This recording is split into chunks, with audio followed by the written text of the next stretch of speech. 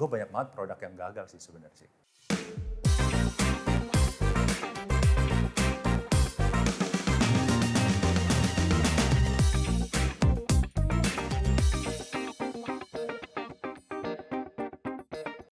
Nah sekarang balik lagi ke sebagai owner dari Opia gitu ya.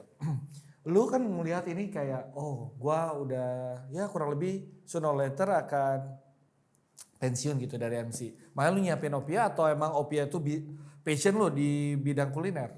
Gue tuh nggak bisa masak sebenarnya, tapi gue doyan makan. Dan gue kalau makan gue bisa, misalkan kayak gue ke restoran gue bisa tahu rasanya berubah atau enggak kayak gitu. Tapi gue juga nggak bisa masak, jadi makanya ya gue seneng aja gitu. Akhirnya gue coba bikin sesuatu, waktu itu sebenarnya buat anak gue sih bikinnya awal-awal. Gue suka olahan ikan, terus gue iseng gue kreasiin dengan kulit lumpia segala macem, anak gue doyan, jual ke tetangga-tetangga, pada ini ya udah kemudian bergulir ya, sisanya sih anugerah lah ya, 6 tahun kita berjalan. Jadi coba-coba untuk buat anak lu doyan aja gitu. Ya awalnya kita bikin pisang doang buat sendiri gitu kan. Terus lama-lama lu ada keberanian untuk mulai, oke, gue rintis di usaha. Karena banyak banget yang orangnya coba-coba, keluarga suka, tapi nggak mulai jadi bisnis.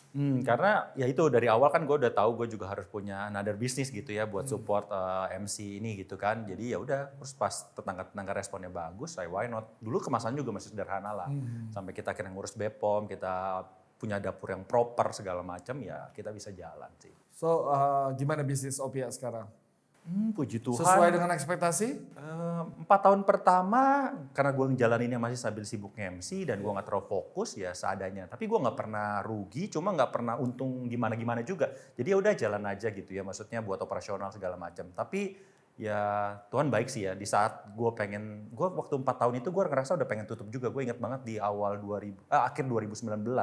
Gue pikir apa tutup aja, soalnya juga kau gini-gini aja udah 4 tahun gitu ya. Tapi gue kayak, Emang ekspektasi lu kayak gini-gini itu maunya kayak gimana sih? ya maksudnya udah kalau gue nggak nge-MC harusnya gue tetap bisa hidup dari Opia. Tapi ini kan kenyataannya masih belum kan. Maksudnya kayak masih inilah subsidi silang kayak gitu kan. Walaupun nggak pernah berdarah-darah banget. Gue udah pengen tutup 2019 akhir, cuma Tuhan baik lah ya. Akhirnya gue nggak tutup.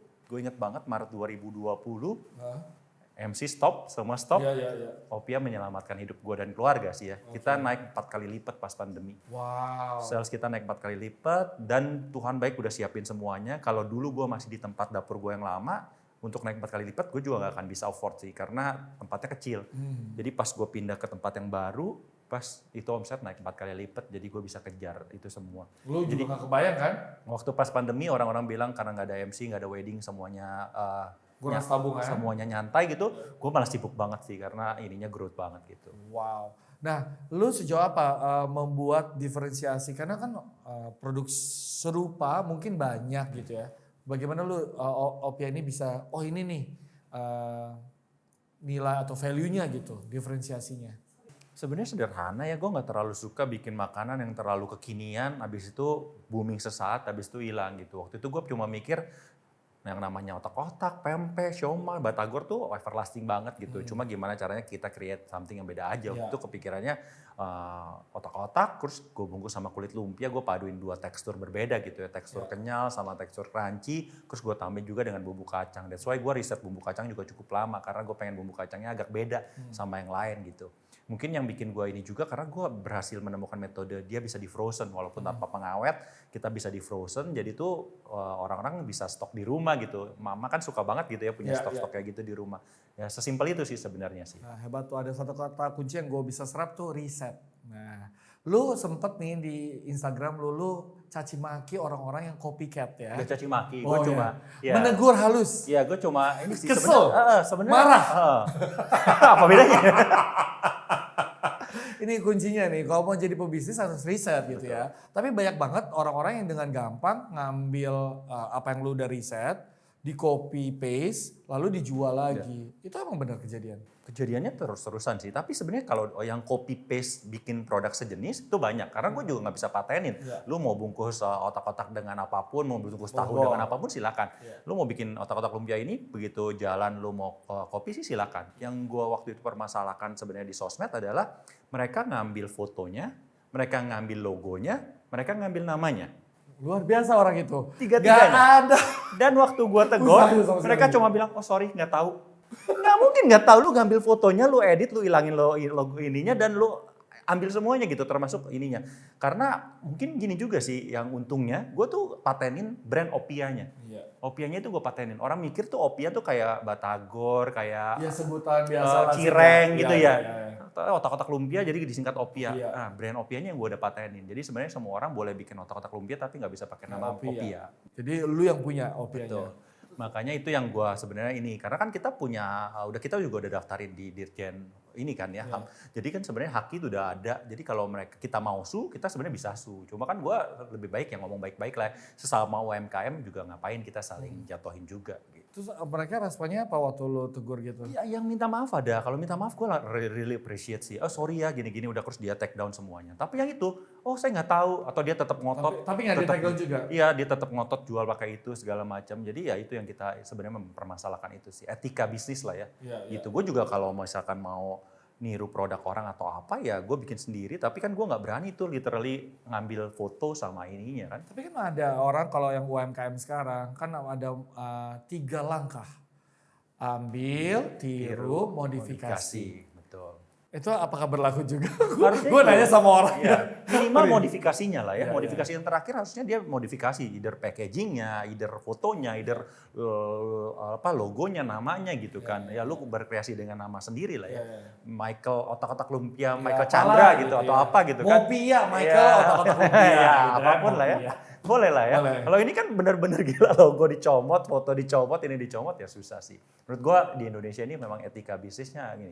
Dengan kemajuan kayak lu di Topet bisa cari apapun, jeleknya itu sih. Foto lu kan beredar di mana-mana kan, lu tinggal ngambil foto, lu search Opia lu tinggal bisa ini fotonya. Orang bilang pakai watermark atau apa. Kalau niat mah watermark ngilangin juga gampang gitu ya. Sekarang yang jago-jago Adobe juga gampang ngilangin watermark, jadi nggak ada ini sih.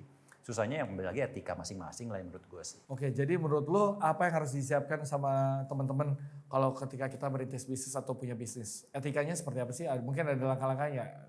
Yang seperti lu bilang sih, lu boleh tiru, lu boleh ini, tapi lu harus modifikasi sama ya etika bisnis lah. Kalau dia pakai foto, brand itu kan kekayaan intelektual lah ya. Ya lu jangan ambil gitu. Tapi produknya lu boleh tiru, asal lu jangan ambil hak kekayaan intelektual mereka. Oke, kalau kita mau rintis bisnis, mau mikir kayak kira-kira mau punya bisnis apa ya ke depan, kira-kira apa persiapannya? Mungkin dari sesuatu yang lu suka dulu ya, kemudian lu lihat kira-kira market bisa terima atau enggak. Kalau boleh meminjam nih nggak boleh nyebut brand sih ya, ada 2 perusahaan yang merger itu, ojek online dan e-commerce. Itu kan gue suka banget tuh waktu mereka merger, soalnya dua-duanya menurut gue slogannya asik gitu. Yang satu kan mulai aja dulu, yang satu pasti ada jalan gitu. Jadi kalau digabung mulai aja dulu pasti ada jalan. Masalahnya kan yang kadang-kadang kita, masalahnya kadang-kadang kita nggak ini tuh mulainya sih. Menurut gue sih mulai itu jauh lebih menakutkan daripada ini sih. Mulai langkah pertama menakutkan, tapi habis itu buat bisnis tuh buat gue tuh nggak pernah sprint jarak pendek, tapi selalu kayak maraton gitu kan. Lu bisa habis napas di tengah jalan gitu. Kalau misalkan dulu gue habis napasnya di 3 tahun 8 bulan gitu, kan gue nyesel banget tuh. Gue nggak pernah merasakan lompatan 4 kali lipat penjualan di tahun keempat lebih gitu kan. Tapi masalahnya untuk 3 tahun 8 bulan berjalan juga mungkin lu udah kehabisan napas di tengah jalan. Berarti yang paling penting adalah mulai dulu sama menjaga nafas bisnis itu sendiri. Perseverance. Bisnis menurut gue yang paling susah tahu kapan stopnya. Kalau misalkan lu rugi terus tiap bulan, lu tahu nih ini saatnya stop. Tapi kalau lu ya nggak pernah rugi, nggak pernah untung dikit-dikit, ini mau dilanjutin atau enggak ya? Ntar gue lanjutin. Dia begini-begini aja, gua nggak lanjutin tau-tau dia booming, kan nyesel juga gitu kan. Ya itu sih susahnya sih. Lu sempat nggak belajar dari produk-produk lain, bagaimana mereka menciptakan satu penjualan yang oke, viral dan lain sebagainya? Pasti sih, gue demen banget karena puji Tuhan sekarang tuh ada gampang banget lu buat akses podcast, akses YouTube segala macam. Lu bisa belajar dari banyak hal ya. Gue inilah lihat brand-brand gede gitu, mimpinya sih bisa kayak mereka gitu ya. Tapi kembali lagi sih kadang-kadang ngelihat itu selalu mikirnya, aduh kayaknya susah deh mundur lagi. Gue kayaknya harus belajar lebih optimis dan pede gitu ya. Kayak banyak keraguan gitu. Iya benar. Nah kalau sebagai pebisnis, rugi itu oke nggak sih? Rugi atau gagal?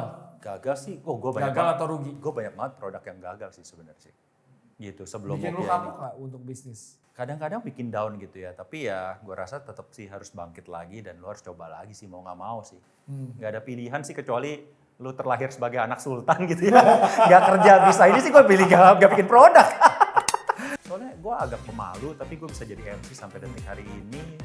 Gue bersyukur banget sih. Terus Opia gue nggak bisa masak gimana-gimana, tapi lihat perkembangan Opia sampai detik hari ini itu juga benar-benar blessing sih ya. Itu kayak resep datang dari langit. Habis itu kalau gue suruh bikin resep lain yang bisa nyanyiin ini juga kayaknya susah. Gue udah coba beberapa juga kayaknya masih terus berjuang gitu.